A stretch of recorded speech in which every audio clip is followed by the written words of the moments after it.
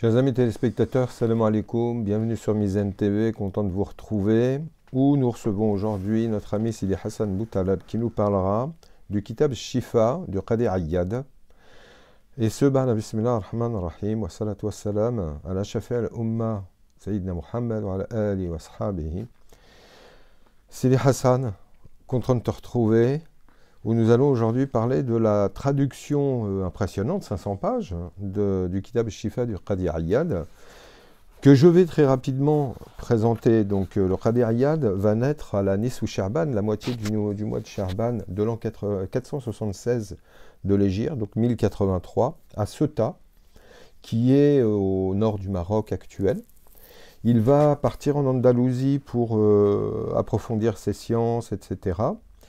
Il va revenir sur ses terres d'origine, où il va se consacrer donc à la magistrature, Qadi Ayyad, donc il est magistrat.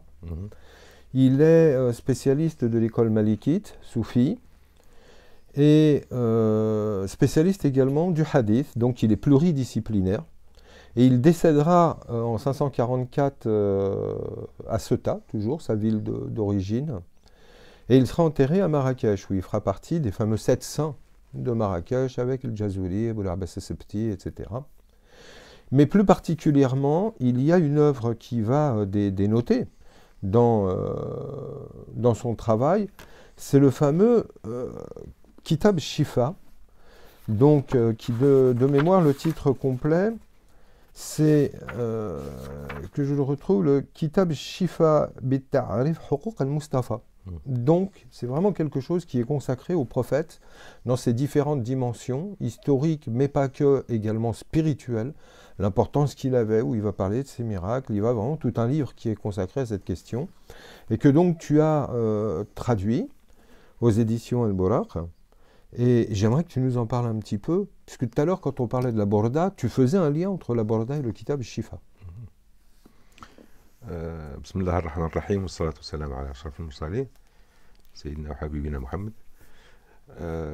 Kitab Shifa, pourquoi il est lié, enfin d'une certaine manière, il y a une relation entre le Shifa, Kitab Shifa ou le Burda, c'est qu'il traite du même sujet. Il traite du même sujet, sauf que l'un est poétique, enfin sous forme de prose, de vers, et le deuxième, c'est un gros livre de Qadi Ayyad, rahimahullah, qui est un livre qui a la particularité par rapport aux autres biographies du prophète, alayhi salatu wassalam.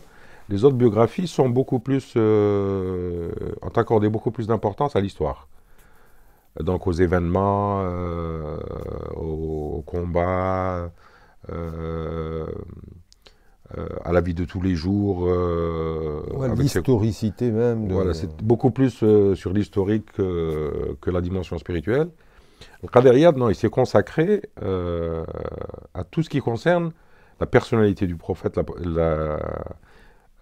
ses paroles, ses miracles, ses conseils, tout ce qui concerne son intériorité, l'intériorité du prophète. Et ce qui a de caractéristique, comme tu l'as déjà dit, à part le fait qu'il soit malikite, c'est aussi que c'est un muhaddith, c'est un spécialiste du hadith. Et c'est pas n'importe qui, Qadi Ayyad, c'est, pour user un terme, c'est un poids lourd. Un poids lourd du hadith, c'est pas n'importe qui. C'est-à-dire que quand on parle d'isnad, de chaîne dans le hadith, le Qadi Ayyad est quelqu'un de très important, c'est-à-dire il fait très attention quand il prend les hadiths, et tout ce qui est cité et mentionné dans Kitab Shifa, je m'en souviens bien parce que c'est moi qui l'ai traduit, et donc je contrôlais tous les hadiths qui étaient cités dans le livre, et tous les hadiths sont authentiques. Malheureusement, beaucoup de ces hadiths ne sont pas connus. Aujourd'hui, au jour d'aujourd'hui, beaucoup de hadiths ne sont pas connus ou sont oubliés. Comme le prophète lui-même est assez mal connu, puisqu'on voit très souvent que même des personnes qui font des émissions, etc., quand ils nous parlent du prophète, c'est pour nous dire qu'il était gentil avec les toutous, avec les chats, qu'il était gentil, quoi. Grosso modo, on en fait un puritain quasi protestant. C'est très gentil. Voilà. Alors que non, le prophète était beaucoup plus que ça. Il ne suffit pas d'être gentil pour être prophète. Le prophète était le verbe divin, il était tout le principe spirituel, il était la lumière divine parmi nous. C'est pas d'islam sans le prophète. Voilà, le prophète était quand même beaucoup plus que ça. Et le Qadi Iyad, ça le met bien en avant. Absolument. Et le fait, d'ailleurs, le Qadi Iyad, il dit certaines choses qui aujourd'hui nous paraissent un peu étranges pour les personnes qui n'ont pas une très grande culture islamique, c'est-à-dire traditionnelle. Il y a certains épisodes dans son livre où il rapporte par exemple certains événements du prophète. Quand on le lit maintenant, on a l'impression de lire par exemple un texte de soufisme. Alors qu'à l'époque, comme tu le sais si bien, le terme soufisme n'est apparu qu'après le prophète. Il n'existait pas à l'époque, il n'y avait pas de soufis parce qu'ils étaient tous soufis. Tous les sahaba, tous les compagnons du prophète étaient... C'était une réalité sans nom, comme disait voilà, la Joaillier. C'est une réalité sans nom. Et ce mot-là, on va le retrouver notamment avec Abdel Wahid ibn Zayd, un des disciples de Hassan al-Basri, qui vient quasiment un siècle après l'Hégire. Voilà, donc il y avait pas ça. Tu ne peux pas donner un nom à quelque chose qui existe. C'était naturel, tous les sahaba faisaient le dhikr, tous les sahaba faisaient ils étaient en contact avec la lumière, ils étaient donc tous plongés dans la lumière. Il n'y avait pas besoin de faire des exercices particuliers pour être. Ils étaient dans la lumière. Donc c'est ça que met en relief le Qadi Iyad.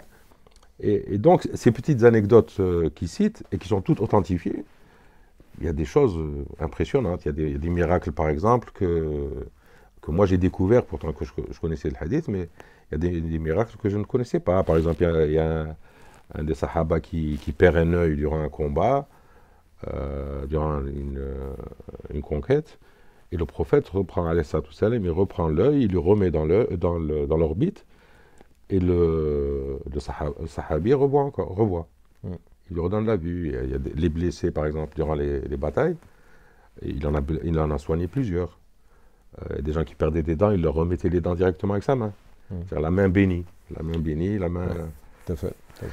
Et surtout, son côté miséricordieux. Rahma. Inna anzalnaka rahmatan lil alamin. Le verset du Coran dit Wa ma arsalnaka illa rahmatan lil alamin. Nous ne t'avons envoyé que comme miséricorde pour le monde. Pas pour une certaine catégorie de personnes, ou là pour une certaine catégorie de créatures, pour les mondes, c'est-à-dire les hommes, les djinns, pour tout le monde. Oui, et ce qui transcende, ce terme-là, transcende les espaces et le temps. Voilà. Parce que l'Alamin, nous faisons partie de l'Alamin, donc il est envoyé pour nous, et donc tant sa fonction que sa baraka, elle est encore agissante et elle est là aujourd'hui, et donc sa fonction reste plénière vis-à-vis de nous également. Bien sûr, et jusqu'à la fin des temps. Alors, je voulais te poser une question par contre sur le titre, Kitab Shifa. Oui. Pourquoi Shifa? D'abord, il y a deux raisons. D'abord, Shafi, c'est l'un des noms de Dieu, le guérisseur. Shifa, c'est la guérison. Et ce livre, l'auteur, le Qadi Iyad, il dit qu'une fois qu'on lit et qu'on a compris ce texte, on est guéri. On est guéri parce qu'on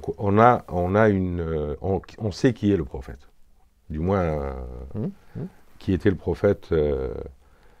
Et par ailleurs, ce nom a été ensuite... ce livre est très connu a été très connu dans le monde musulman. À tel point que dans certains pays, on l'utilisait par exemple pour les femmes enceintes. Avant les accouchements, on leur mettait ce livre sur le ventre pour apaiser les douleurs avant l'accouchement. Et ça fonctionnait, parce que ça s'est transmis de génération en génération. Et bon, les femmes accouchaient chez elles à l'époque. Il y avait j'ai oublié comment on appelle ça, les sages-femmes qui venaient. Et elles mettaient, c'était systématique. C'est-à-dire c'était devenu traditionnel et culturel. C'est comme si on prenait une serviette, on la mettait sur le ventre. Et même les gens qui avaient certains problèmes, certaines difficultés, ils le mettaient sous leur oreiller. C'est-à-dire c'était devenu un moyen thérapeutique. C'est impressionnant, hein. C'est comme une aspirine. Les gens prenaient une aspirine, ça c'est les vertus les vertus du prophète, parce que toutes ces vertus sont citées dans ce livre. Le Toutes ces prophète qualités. lui-même est appelé Shifa Linnas. Il Eh, est le remède Bien de sûr. l'humain. Et à travers lui, justement. C'est-à-dire, ce n'est pas le livre en lui-même, c'est le contenu. Oui, tout à Donc fait. c'est le prophète, alayhi salatu wassalam, qui agit. Mm. Le fait de Man salla alayya, marra sallaytu alayhi ashar. C'est-à-dire, à chaque fois qu'on prie sur lui, il prie sur nous. Tout à À fait. chaque fois qu'on l'évoque, on l'invoque. Mm. Le plus avare des hommes, c'est celui qui entend qu'on prie sur moi et qui ne prie pas sur moi. C'est le vrai. plus... alayhi salatu wassalam.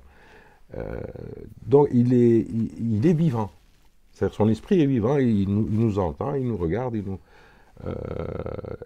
le lien qui... Comment on revivifie ça? Par l'amour. Parce que le Nabi alayhi salatu wassalam, c'est le prophète de la miséricorde, c'est quoi? C'est l'amour. Donc c'est lié. Donc on ne se relie à lui qu'à travers l'amour vis-à-vis des hommes.